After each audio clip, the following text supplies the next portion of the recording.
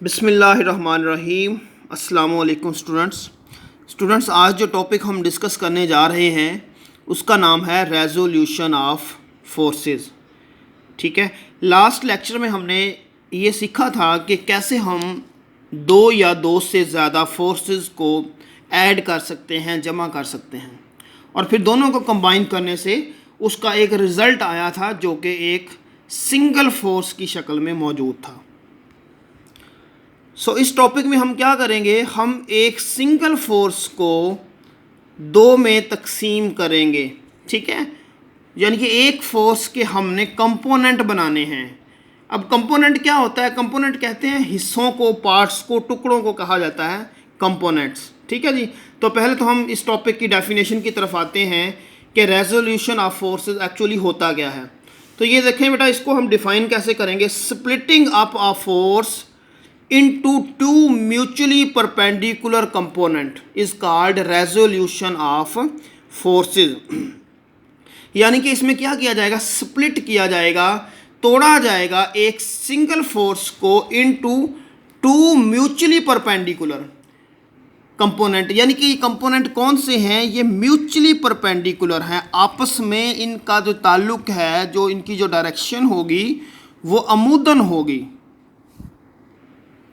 तो डायग्राम में आप देखें ज़रा,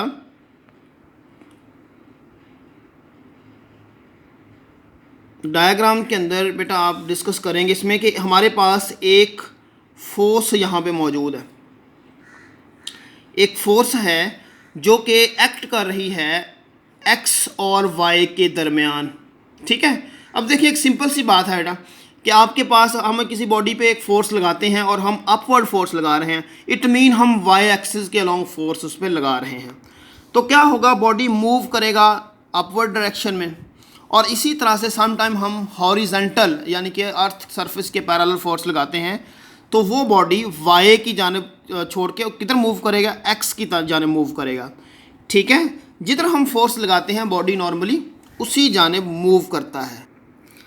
लेकिन यहाँ पे हम ये देखेंगे कि हमारे पास जो फोर्स एक्ट हो रही है वो ना तो एक्स पे है और ना ही वाई पे है, वो इनके दरमियान एक्ट कर रही है।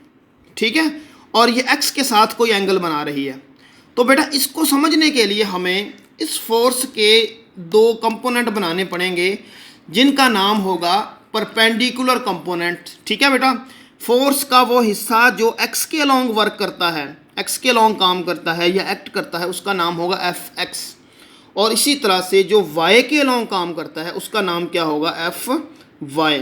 यानी कि हमने इस एक सिंगल फोर्स को इसके दो पार्ट्स में डिवाइड कर दिया। इस प्रोसेस को कहते हैं रेजोल्यूशन ऑफ फोर्सेस। यहाँ आप इस डायग्राम में देख सकते हो कि हमने क्या किया है। ये बेटा एक सिंगल फोर्स है एक्ट, ठीक है, जो कि एक्स के साथ एक एंगल बना रही है, और अब हमने जो वाई जहाँ पे था हमने इसका प्रोजेक्शन यहाँ पे ड्रा कर दिया, यानी कि ताकि हम इसको प्रॉपर एक डायग्राम दे सकें। तो वाई बेटा ये हो गया, यहाँ पे आ गया। तो ये एक फोर्स है, ये इसका एक्स कंपोनेंट है, ये इसका क्या है, वाई कंपोनेंट है। तो इस टॉपिक में हम देखेंगे कि किस तरह से फोर्स एक्स पे एक्ट करती है और किस तरह से वाई पे एक्ट करती है। अच्छा स्टूडेंट्स, इस टॉपिक को समझने के लिए हमें थोड़ा सा एक ट्रिग्नोमेट्री जो होती है उसका सहारा लेना पड़ेगा, हेल्प लेनी पड़ेगी। कि आप शायद छोटी क्लासेस में आपने ये पढ़ा हो कि हमारे पास कुछ रेशियोज़ होती हैं, ट्रिग्नोमेट्रिक रेशियो उनको हम कहते हैं। वो कौन कौन सी हैं ज़रा वो देख लें। कि अब जो जैसे कि हमने प्रीवियस डायग्राम के अंदर जो था वो ये एक ट्रायंगल बना ली थी, तो अब हम उसी ट्रायंगल को ही डिस्कस करेंगे। अब ये जो ट्रायंगल है ये राइट एंगल ट्रायंगल है। राइट एंगल ट्रायंगल कौन सी होती है? जिसमें एक एंगल 90 का हो। कौन सा? हाइपोटेनियस के सामने वाला जो एंगल होता है वो 90 का होता है, उसको कहते हैं राइट एंगल ट्रायंगल। अच्छा तो स्टूडेंट्स, अब ज़रा देखें कि ये हमारे पास एक ट्रायंगल बनी हुई है। अब इस ट्रायंगल की आपको पता है 3 एंगल्स होते हैं और 3 ही साइड्स इसकी होती हैं। तो इसमें जो सामने वाला होता है, ये वाला जो एंगल के सामने, इसको हाइपोटेनियस कहते हैं, और ये परपेंडिकुलर है और ये क्या है, बेस है। तो हम ट्रिग्नोमेट्रिक रेशोज़ को डिस्कस करते हैं जो कि हमारे पास साइन, कॉज और टैन में हमारे पास होती हैं। तो अब जो एंगल दिया हुआ है कौन सा, ये वाला बेटा एंगल, इसको हम कहते हैं थीटा। तो हमारे पास 3 रेशो होती हैं, ये याद करना ज़रूरी है। सबसे पहले साइन थीटा, ये किसके इक्वल होगा? ये परपेंडिकुलर ओवर हाइपोटेन्यूस के इक्वल होगा, और जो कि हमारे पास आ जाएगा बी सी और ए सी, यानी कि हमने ए बी और सी ये 3 नाम दिए, B C divided by A B. अब बी सी क्या चीज़ है? बी सी परपेंडिकुलर हो गया, और ये क्या होगी? ए सी क्या होगा? बेस होगी। इसी तरह से हमारे पास है कॉस थीटा, ये किसके इक्वल होता है? Base over hypotenuse. ये बेस है और ये क्या है? हाइपोटेन्यूस। तो A C divided by A B, तो ये चीज़ बेटा आ जाएगी। उसके बाद है टेन थीटा। टेन थीटा क्या है? परपेंडिकुलर ओवर बेस, यानी कि परपेंडिकुलर ओवर ये बेस आ जाएगा, बी सी और ए सी।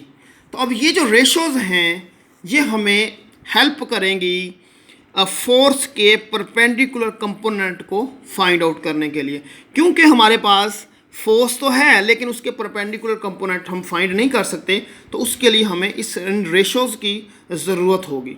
ठीक है, तो इन रेशोज़ की मदद से हम क्या करेंगे? रेजोल्यूशन ऑफ फोर्सेस को हम फाइंड आउट करेंगे, उन कंपोनेंट को फाइंड आउट करेंगे जो कि इस टॉपिक में यूज़ होने हैं।